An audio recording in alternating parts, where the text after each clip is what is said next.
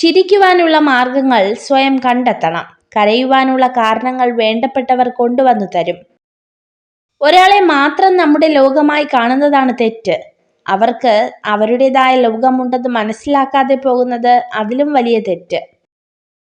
പൂവിൽ തേനുണ്ടെന്ന് കരുതി കായ മധുരിക്കണമെന്നില്ല. അതുപോലെയാണ് ചില മനുഷ്യരും.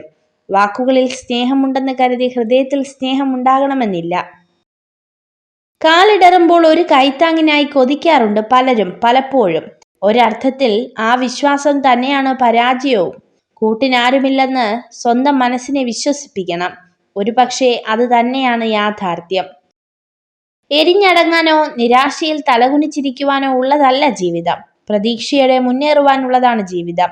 യാത്ര തുടരാം, നല്ല ചിന്തകളോടെ, കരുത്തുള്ള മനസ്സോടെ.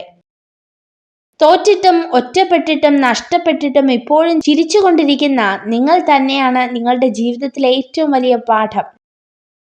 കീറിപ്പറഞ്ഞ കുറെ മോഹങ്ങൾ, അതിൽ തുന്നിക്കൂട്ടിയ കുറെ സ്വപ്നങ്ങൾ, എന്നിട്ടും തേച്ചു മിനുക്കിയ ഒരു ചിരി, അതാണ് ജീവിതം. കാര്യങ്ങൾ വിശദീകരിച്ച് നിങ്ങളുടെ സമയം പാഴാക്കരുത്. കാരണം ആളുകൾ കേൾക്കാൻ ആഗ്രഹിക്കുന്നത് എന്തോ അത് മാത്രം കേൾക്കുന്നു. മറന്നു പോകാവുന്ന മനസ്സും നിലച്ചു പോകാവുന്ന ഹൃദയവുമാണ് നമ്മുടേത്. ഇതിനിടയിൽ കിട്ടുന്ന കുറച്ചു സമയം സ്നേഹിക്കാനും സന്തോഷിക്കാനും കഴിഞ്ഞാൽ അതാണ് സ്വർഗതുല്യമായ ജീവിതം. നമ്മുടെ മനസ്സ് തൊട്ടറിഞ്ഞവരോട് മാത്രം എല്ലായ്പ്പോഴും എല്ലാം തുറന്നു സംസാരിക്കാം. അല്ലാത്തവരോട് പറഞ്ഞാൽ സാഹചര്യങ്ങൾ മാറുമ്പോൾ നമ്മൾ തുറന്നു പറഞ്ഞതൊക്കെ നമുക്കെതിരെയുള്ള ആയുധമായി മാറും. പശ്ചാത്താപത്തിന് ഇടവരുത്താതെ സന്തോഷത്തിനും സംതൃപ്തിക്കും കാരണമാകുന്ന പ്രവൃത്തികളെയാണ് സൽക്കർമ്മങ്ങൾ. നേരെയുള്ള വഴിയിലൂടെ സഞ്ചരിക്കുന്നവൻ എവിടെയും എത്തില്ല. കല്ലും മുള്ളും നിറഞ്ഞ വഴിയിലൂടെ സഞ്ചരിക്കണം. അപ്പോഴേ ലക്ഷ്യത്തിന് അർത്ഥമുണ്ടാകൂ. ഒരുപാട് ആഗ്രഹിച്ചാലേ കുറച്ചെങ്കിലും കിട്ടൂ. പക്ഷെ ഒന്നും കിട്ടിയില്ലെന്ന് കരുതി നിരാശരാവരുത്. കാരണം ഇന്നല്ലെങ്കിൽ നാളെ തീർച്ചയായും നമ്മുടേതായ ഒരു ദിവസം വരും.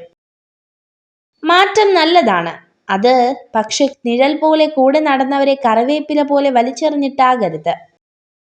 ഒരു പുരുഷനെ ചതിക്കാൻ തുടങ്ങുന്ന സ്ത്രീ ആദ്യം തന്നെ അയാളെ അവിശ്വസിക്കാൻ തുടങ്ങും. അടുപ്പമുള്ളവരോട് പരമാവധി നുണ പറയാതിരിക്കുക. പലപ്പോഴും സത്യം അറിഞ്ഞിട്ടും നിങ്ങൾ എന്താണ് പറയുന്നതെന്ന് അറിയാൻ വേണ്ടി മാത്രം ചോദിക്കുന്നവരാണ് ഭൂരിഭാഗവും. നിങ്ങൾ ഈ വീഡിയോ കണ്ടതിന് നന്ദി. ഇതുപോലുള്ള കൂടുതൽ വീഡിയോകൾക്കായി ചാനൽ സബ്സ്ക്രൈബ് ചെയ്യൂ.